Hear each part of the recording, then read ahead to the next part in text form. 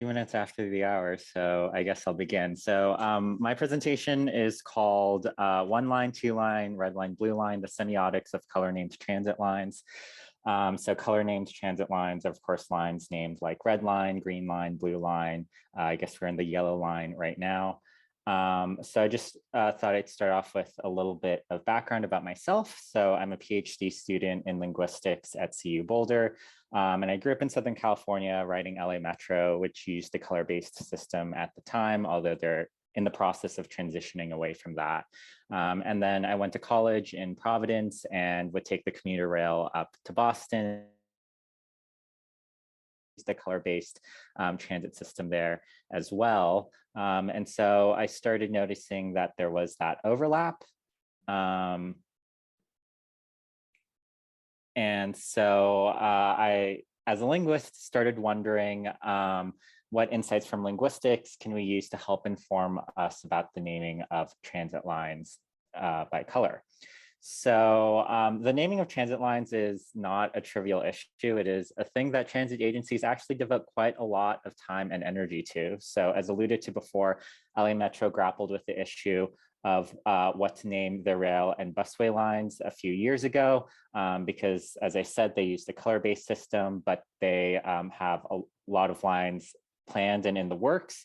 And with the addition of the new lines, they were concerned that they might be running out of colors. And the Maryland Transit Administration, for example, overhauled its transit system back in 2017, which involved renaming the routes to include a color-based system for high frequency routes. So in terms of common ways to name routes, we've got letters, which we see on some New York City subway lines, Unitrans, the bus system in Davis, California, and RTD rail lines here in the Denver metro area. There are, of course, numbers. So many bus systems use numbers to refer to their lines. And then there are named lines. So the London Underground, for example, famously has lines like the Bakerloo line and the Jubilee line.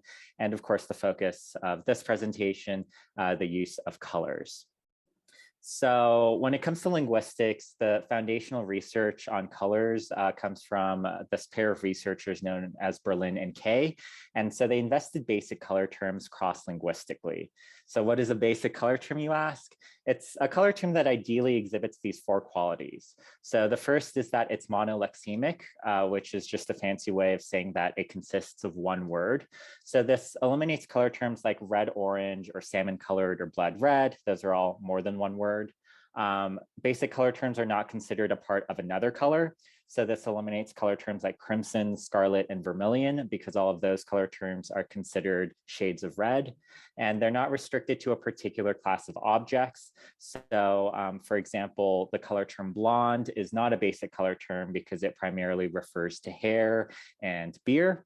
And basic color terms are psychologically salient. So what this means is that if you get a bunch of speakers of a language and ask them to list colors, chances are that basic color terms are the colors that are listed first. So color terms like cyan and ecru, for example, are not basic because those are certainly not the colors that people think of first. And the big finding that Berlin and Kay had is that basic color terms develop in a certain order. So some languages actually only have two color terms, for example. So if you're a speaker of a language that only has two color terms, those color terms will be a light versus dark distinction, which in English would be a white versus black distinction.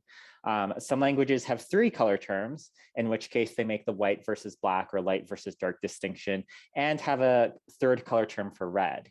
And then so on. So the next color that develops in these languages are either green then yellow, or yellow then green, then blue, then brown, then purple, pink, orange, and gray in no specific order. So what this means is that, you know, if a language has a color term, a basic color term for blue, that means that they have a color term for red. And if they have a color term for brown, they have a color term for blue, for example. One thing just to note here is that just because a language does not have a basic color term, obviously does not mean that speakers of that language can't see that color.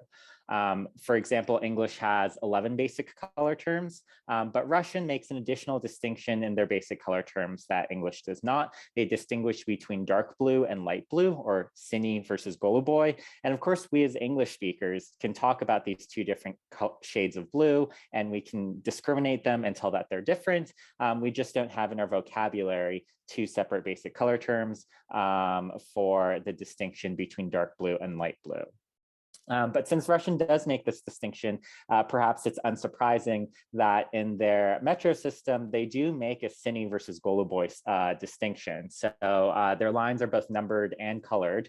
And so the 3 line there in the parentheses, it's a Sinia, and in the 4/4A line there, it says Goluboya, making that dark blue versus light blue distinction. So in terms of looking at colors as signs, we can turn to semiotics, which is the study of signs. So sign is just something that represents something to someone. And so the interpretation of signs is going to sort of inherently be personal and subjective, because a sign means something else for a particular person, and each person's going to have their own, outlook, perspective, and experiences on how to interpret signs. And so colors are in practice semiotic codes, says this anthropologist. And so this is sort of a very obvious example that we see in transit, where colors are used to represent something else. So colors are used to represent different routes or different lines. And so when we talk about these different colors and talk about colors as signs, one needs the fundamental notions of attention and contrast, say Gall and Irvine, which is to grasp the sign as figure against background. So what this really just basically means is that when we talk about colors, we're making meaningful contrast and distinctions with other colors. So going back to these basic color terms, it's probably unsurprising, really, that languages that only distinguish between 2 color terms make a light versus dark distinction, because in some ways that's the most meaningful distinction that you can make. You can think of a hypothetical language, for example, that might also make a 2-way distinction between their color terms and say have a color term for blue and a color term for everything that's not blue. But of course, this isn't a very meaningful distinction to have, because while it would be very informative to have a color term for blue, it's not very informative to have a color term that means every single color that's not blue. And so when it comes to making reference to color terms, all I'm getting at here is that it's about making these meaningful distinctions. So now that I've gotten all that color and semiotic stuff out of the way, we can look at some transit data. So basically my method was to sample the 50 most populous metro areas in the United States. I know that's sort of a limited focus, but you just have to start somewhere. And I looked into the major transit systems that serve those metro areas and noted the color terms used in those systems that use color schemes. So I only included transit lines that explicitly refer to their lines by colors. So for example, the New York City subway does make use of colors in their bullets, but no one really, or at least I don't think most New Yorkers, refer to the N2RW lines as the yellow lines, for example. So the New York City subway was not included. So this is the big summary of the data here. The columns are sort of organized according to the progression of basic color terms. So the first column is red, then you have green, then yellow, then blue, then brown, purple, pink, orange, and then all the non-basic color terms grouped together at the end there. And so the mean number of lines that these systems have is 3.9. The median and mode are 3. The maximum number of colors that I found in my sample was 12, which is the case of the bus system in Baltimore, and then the minimum is 1. And then we see the distribution of colors there. So the most popular colors are green and blue, then red, then orange, and then maybe sort of surprisingly gold and silver.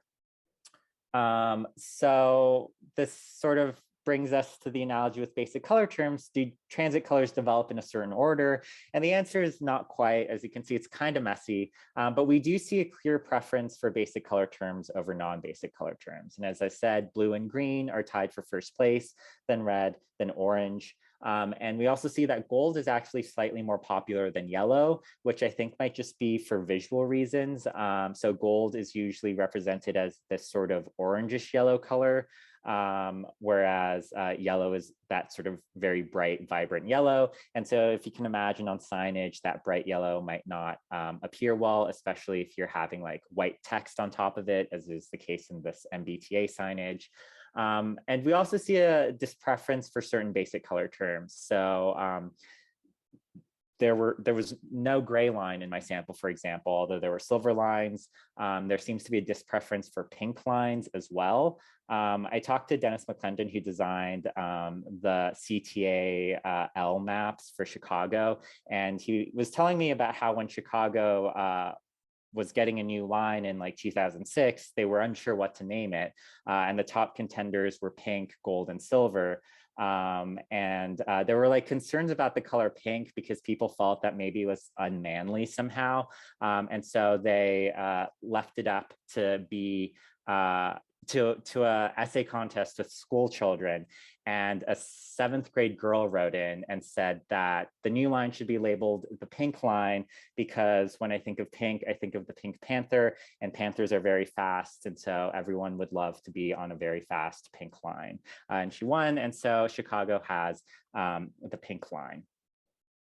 And then also in my sample, there was no black line or white line. This may be for stylistic and visual reasons. So obviously if you have like a white background, a white line is not going to show up well on that, especially like with maps and such. And like similarly, if you have a black background, black isn't going to show up. So on the LA Metro signage there, the signs are on a black background, and so black isn't going to show up. But it might also be for racial reasons. So when Chicago was thinking of what color to use for their new line, black and white lines were just sort of off the table because there were sort of concerns that it would seem racial in some way. And so there were no black or white lines in my sample. Although, I mean, if I were to collect a different sample, I might find some. So I was able to find at least the existence of one black line. So in the ski resort town of Winter Park, Colorado, their bus system called the Lift does indeed have a black line. But also Winter Park, Colorado is like, demographically speaking, 95% white. So maybe it just wasn't really a concern for them. So now I'm just going to focus on these systems. So the first group we have here are systems with more than 6 colors. And so definitely the winner in this category for most colors is MTA CityLink in Baltimore, which has 12 color named lines. This was part of when they overhauled their transit system back in 2017, and they took sort of just the most high frequency, high ridership routes and renamed them to have colors instead of numbers. And because they have so many colors, this actually necessitates distinctions that might not seem the most natural, especially to us as English speakers. So they do distinguish between yellow versus gold, and green versus lime, and blue versus navy, or maybe I should say Golu Boy versus Cine. LA Metro seems to have had a dispreference for using non-basic color terms besides gold and silver. So when LA Metro was introducing the new line that ran along Exposition, the working name for that line was the Expo line, because that's short for exposition. But they were sort of flirting with the idea of naming it after a color to be in line with the rest of their transit system. And so they did have like this reader poll and asked people what color they wanted to name it. And people seemed to like Aqualine, but ultimately they decided to just continue using their working name of Expo Line. And so it's known as the Expo Line, although, as I said, now that LA Metro is adding even more lines, they're transitioning away from it. So now they are trying to refer to their lines by letters, but current signage includes both colors and letters. And then CTAL is kind of the exemplar here because they nicely use all the basic color terms and don't use any non-basic color terms. Although they do avoid, of course, black and white as well as gray. And then next we have systems with 4 to 6 colors. So all the systems in the sample in this category have blue and green lines, and most have red and orange lines as well. 6 out of 9 of the systems in this category make use of non-basic color terms due to the avoidance of the basic color terms purple, pink, and brown. And so the non-basic color terms used instead were gold, silver, and in the case of BART, beige for the Oakland connector. And I know that I'm at a transit conference, so people are going to be like, actually, BART likes to refer to their lines by destination, and that is true, but they do refer to their lines as color as well.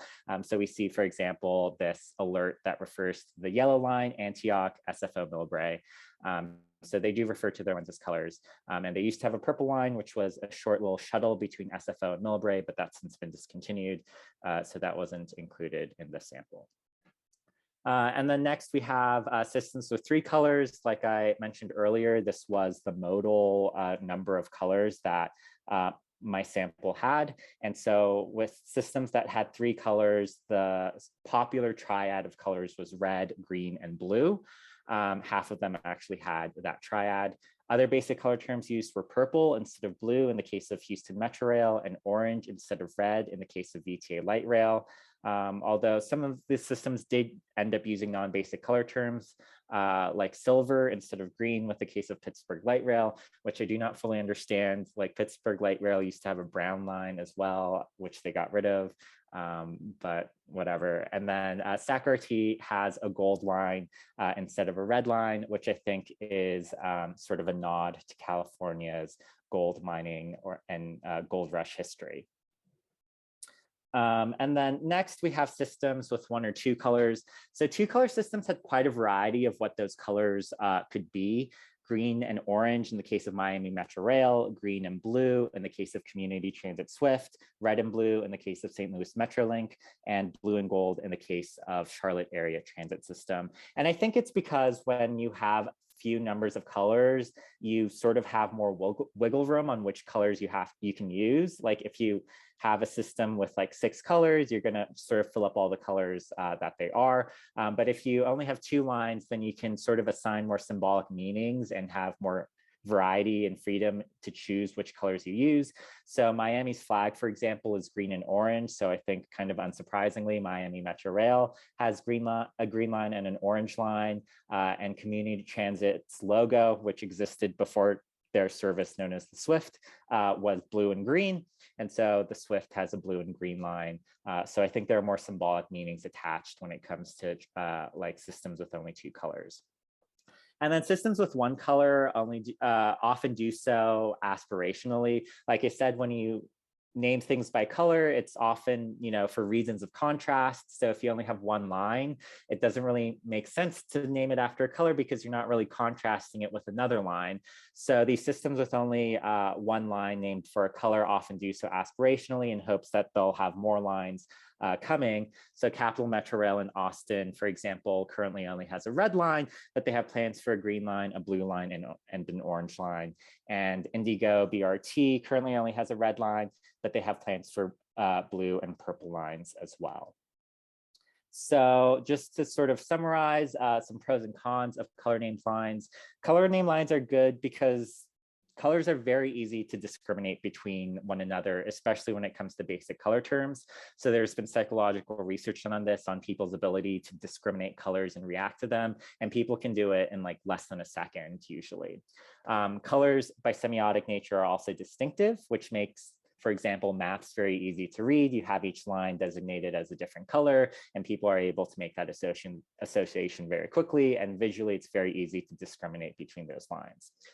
And I think their color named transit lines are ideal for systems with only a few lines, so maybe 3 to 6. And it probably becomes cumbersome after 8 lines, because then you're going to either have to use black and white, which is non-ideal, or use non-basic color terms. Possible drawbacks of using colors is that, of course, there's sort of the obvious accessibility issue for people with color blindness, although I think there are very easy workarounds. So WMATA Metro Rail, for example, has their lines named after colors, but in their bullets and their little circular symbols, they have abbreviations for what those colors are. Another drawback is that may pose issues with the addition of more lines, as is the case of LA Metro. They're adding more lines and realizing they're sort of running out of colors. And then some colors may have negative subjective evaluations. So for example, the Central Light Rail in Seattle was going to be renamed to the Red Line, but the community pushed back on that for fear that it would sort of bring to mind the practice of redlining, like redlining communities. And so they now call the Central Subway, or the Central Light Rail, the One Line. And then just some closing thoughts. If you are, transit system thinking of naming your lines after colors, you want to take note of languages spoken in the community and check for cross-linguistic compatibility. So some languages don't have separate basic color terms for blue and green, for example, like Vietnamese just has one word that can either refer to blue or green. And then like certain color terms like lime, lemon, basic colors as signs are about difference and contrast with other colors. So the more colors a system has, the more precise they need to be about the representation of colors. So if your system has a green line, but no other shade of green, it's okay if the printer is running low on cyan, but not so if your system distinguishes between, say, green and lime. And then assuming there is no assuming that there is cross-linguistic support, don't be afraid to use pink. It's a basic color term in English and many other languages after all. And now that's all. If there are any questions, I'll be welcome to take them.